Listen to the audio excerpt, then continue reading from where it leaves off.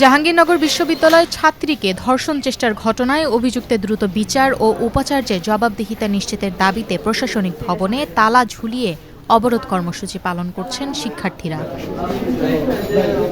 17 মে রোববার 10টার দিকে বিশ্ববিদ্যালয়ের নতুন প্রশাসনিক ভবনের দুটি ফটকে তালা ঝুলিয়ে দেন তারা। এর আগে 16 মে শনিবার বিশ্ববিদ্যালয়ের প্রক্টরিয়াল টিমকে অবাঞ্ছিত ঘোষণা করে প্রক্টর কার্যালয়ে তালা ঝুলিয়ে দেন আন্দোলনরত শিক্ষার্থীরা।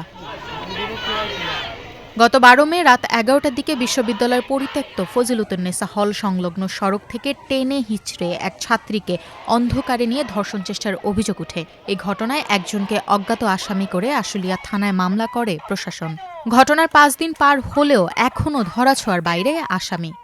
তিন বাহিনী মিলেও একটা অপরাধীকে গ্রেফতার করতে পারতেছে না। এখানে তাদের অদক্ষতা কতটুকু, আর এই অদক্ষ প্রশাসনের কাছে আমরা কতটা নিরাপদ অনুভব করি সেটার বিরুদ্ধে আমরা একই সঙ্গে আমাদের 48 ঘন্টা আলটিমেটাম দেওয়া ছিল যে 48 ঘন্টার মধ্যে যদি গ্রেফতার এবং বিচার কার্য শুরু না হয়, প্রক্টর এবং ভিসি প্রশাসন তাদের জায়গা থেকে যদি রাষ্ট্রীয় বাহিনীগুলোকে এনাফ চাপ প্রয়োগ করতে ব্যর্থ হন, এই দ্রুততা নিশ্চিত করতে ব্যর্থ হন, তাহলে প্রক্টর স্যারের এই ঘটনা এবং বিগত সকল নিপীড়নের এবং দায়িত্বহীনতার ঘটনার দায় গ্রহণ করে তারপর থেকে প্রক্টরিয়াল বডির পদত্যাগ করতে হবে। আন্দোলনকারীরা জানান, বিশ্ববিদ্যালয় প্রশাসনের জবাবদিহিতা নিশ্চিতে এবং আসামিকে অবিলম্বে গ্রেপ্তার করে বিচার নিশ্চিত করার জন্যই প্রশাসনিক ভবন অবরোধ করা হয়েছে।